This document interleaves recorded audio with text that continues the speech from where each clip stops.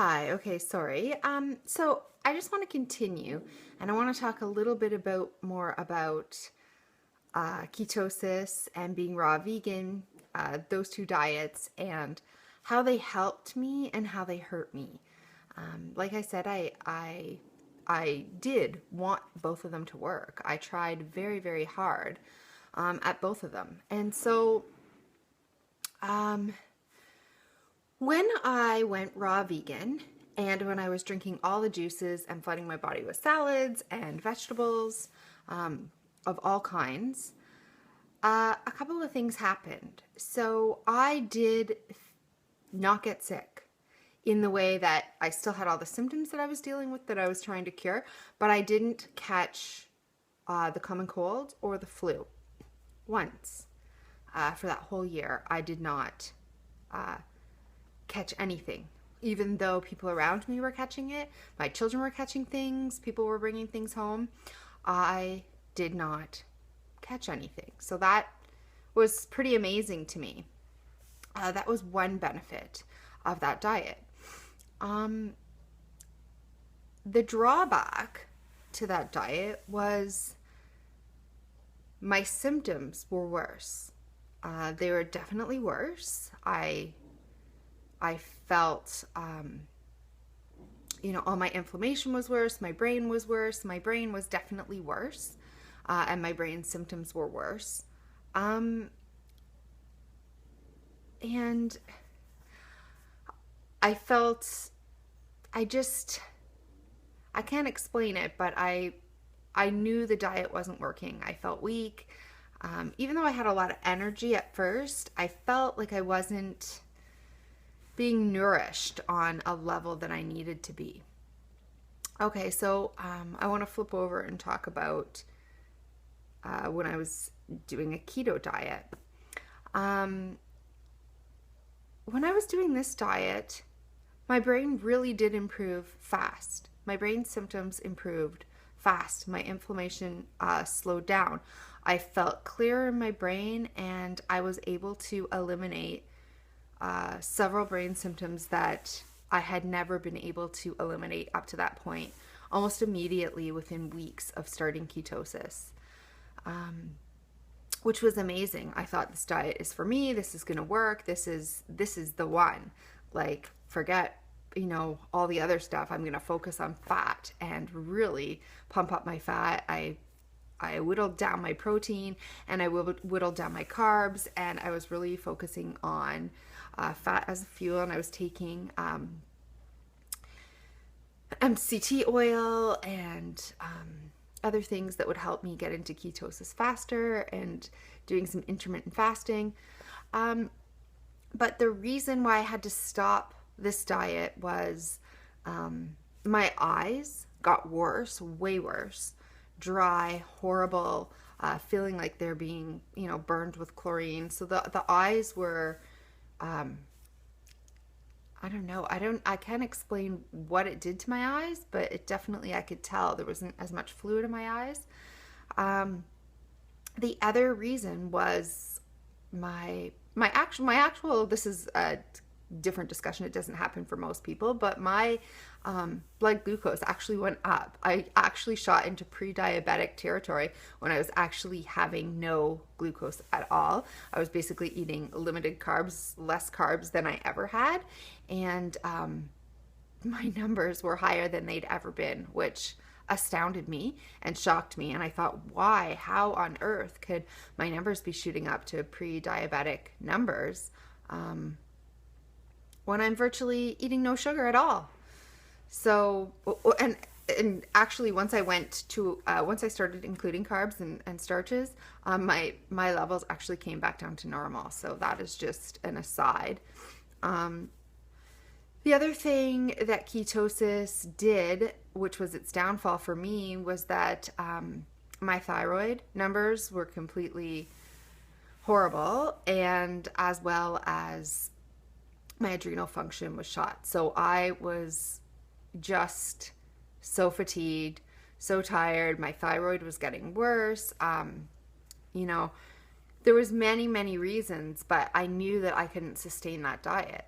So I did have to stop it. Even though it helped my brain, it definitely brought down inflammation, but it wasn't a long-term strategy because it was ruining my thyroid, which is so critical to every function of your body, as well as my adrenal function, which, I mean, when you're already trying to heal yourself, you need your adrenals working. You need the whole function of your body working. So those were my particular pluses and minuses of both diets. But overall, I just want to say, cutting out an entire food group can never be good long term. There are so many benefits to eating vegetables that we don't even know about. We don't even know about all the vitamins, micronutrients, everything, the phytochemicals, everything that they're giving to us. We don't even know what they do because they come with the cofactors. So it's not like just like, oh, we eat an orange, we get vitamin C. No, we get everything. We get all the cofactors involved with that package. Also, you have to remember that our body, and I'll go more into this in another video, is basically all bacteria. It's all organs. It's 90% bacteria. And those bacteria need to eat, and they eat fiber. I mean, you cannot cut fiber out of your diet. Humans don't digest fiber. We do not digest fiber, period. But when we eat it, the bacteria and the organisms eat it, and they poop out the fatty chain acids that we can eat. So it's a relationship. It's a symbiotic relationship. And without the fiber, we can't feed these bacteria that feed us and that do jobs and make cells work. So we need fiber. We need the fruits and vegetables from them because our bacteria need them. They absolutely need them. On the other hand, we cannot just be raw vegan and give up fat. We absolutely can't. We're giving up, our brain cells and our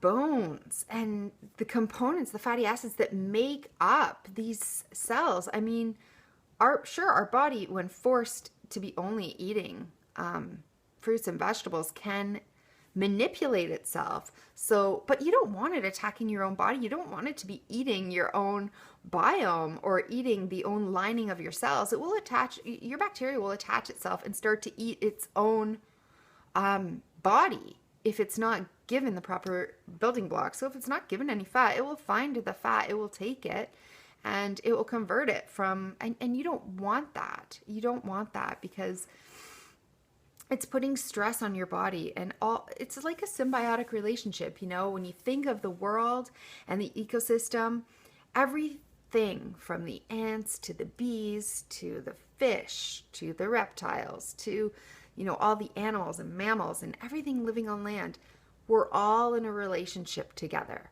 The food chain, I mean, one eats the other, eats the other, eats the other. We're eating plants, we're eating part of the land, part of the dirt. All of these things are an ecosystem. And that's the same thing that's going on in our body. It's an ecosystem. It needs everything. It needs the plants, it needs the animals, it needs everything. It needs the bacteria, it needs everything, from the dirt and the soil, and all the organisms work together to create this relationship that our body needs. So to go to one extreme to the other, there are definitely advantages. And I would definitely say if I had cancer, or if I had something that I needed to expel out of my body, and I was very toxic, I would probably adopt a raw vegan diet, and I would do it for 30 days, but no longer than that. You can really clean yourself out and detox that way. If I was trying to manipulate my brain and stop seizures, or trying to really restore or soothe inflammation in the brain, I would adopt a keto diet to get that jump started, but no more than 30 days, because you're going to start running into other problems, such as I did in both cases. And it's really a jump start for your body is what I like to say. The vegan diet and the keto diet, they're both jump starts. And in nature, people were used to cycling in and out of these things. I mean, for example, ketosis this summer, nobody was in ketosis in the summer, but in the winter they were sort of forced into ketosis because there you go, there's no plants growing and they're eating animals and they're eating the fats, and that's how they're surviving the long winters.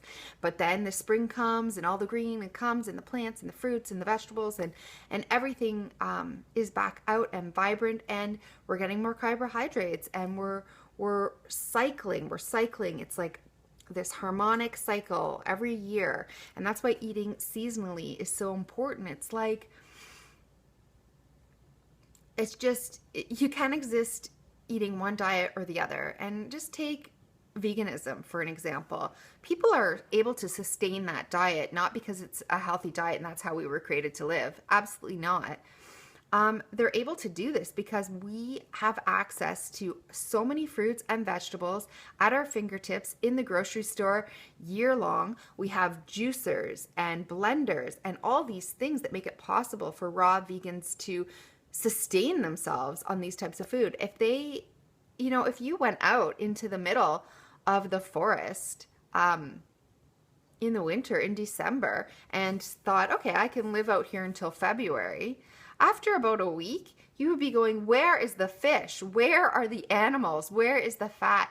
You would stop looking for, tubers and digging them in the earth or trying to find branches or leaves or anything like this. I mean, you would starve. You need to find these things. A raw vegan wouldn't exist. It only takes even 2 days to go out into the wilderness in a time that isn't the height of summer to realize that it's impossible. Your body would not let you do it. Vegans would not exist. They couldn't have existed ever. Except going way back, possibly when, it was in Africa and we never got snow, we never got a harsh winter, and plants grew all year long, constantly, and fruit was abundant in certain eras, and that's maybe one of the reasons why primates ate so much fruit and they lost their ability to create their own vitamin C, was maybe because of this super abundance of the fruit at that time. But I mean, things have changed, and ice ages changed things, and the landscape and the climate of today's world that we live in is a seasonal thing, and a vegan couldn't exist. I mean, you couldn't even exist probably for a week out in nature without your blenders and your grocery stores and your juicers and all these things. You just couldn't get the amount of vegetables into your body that you're now able to do, and you just juice pounds and pounds of vegetables a day, and you're throwing it into your blender and you're breaking it down and you're drinking it. That's not a natural way to eat out in the wild, and that's not how all these animals, and that's not how we survived for millions of years, hundreds of thousands of years. It's just not how humans evolved to eat. We need to eat the fibers. We definitely need them, and we need to eat the protein and the fat. And, when you manipulate these diets, you actually see the consequences. I saw the consequences in my teeth when I ate raw vegan. They were horrible. They stung. They were so sensitive. I could barely chew. I mean, all the juices and from all everything that I was drinking every day and eating was I wasn't getting enough building blocks that my teeth needed. I wasn't getting the collagen and the gelatin and the fat and the K2, and I just wasn't getting these things. So that's probably all I want to say on the topic of raw vegan and ketosis. Both great diets for certain purposes, short term, but to try to sustain on that diet is really doing yourself a disservice. Even if you're supplementing on both sides for as much as you need that you're lacking, it's still not the right thing to do. You need the actual things that your body expects you to eat that is genetically sort of in your DNA. I mean, this is how you were born. This is how we evolved. This is what your body expects. It expects the real foods, and they don't just have vitamins and minerals and nutrients and in them. They have so much more that we have yet to even figure out. It's like I said, it's a relationship. They're feeding all the bacteria in your body, which all has a job to do.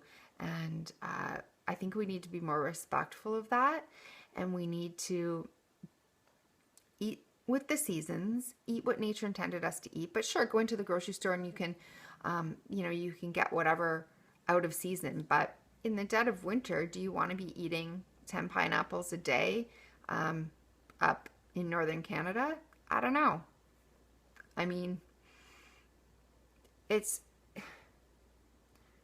I guess the point is, as long as you're getting a variety of real whole foods that are organic and nutritious, and you're getting enough of everything, your body can make sense of that. It can make sense of that, and it can make the building blocks, and it can feed the bacteria, and it can do the functions that it needs to do with those materials.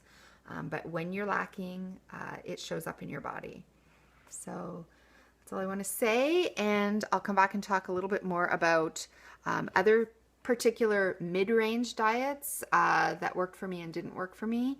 Paleo, autoimmune paleo, Whole30, GAPS. There's all kinds of them. So I will talk a little bit more about those, and I will also talk about what I feel is the best diet and the right foods and foods to maybe avoid and foods to keep in. But like I said, when we're talking, fat, carbohydrate, and protein, you definitely need all of them. So I'll talk more about that next time.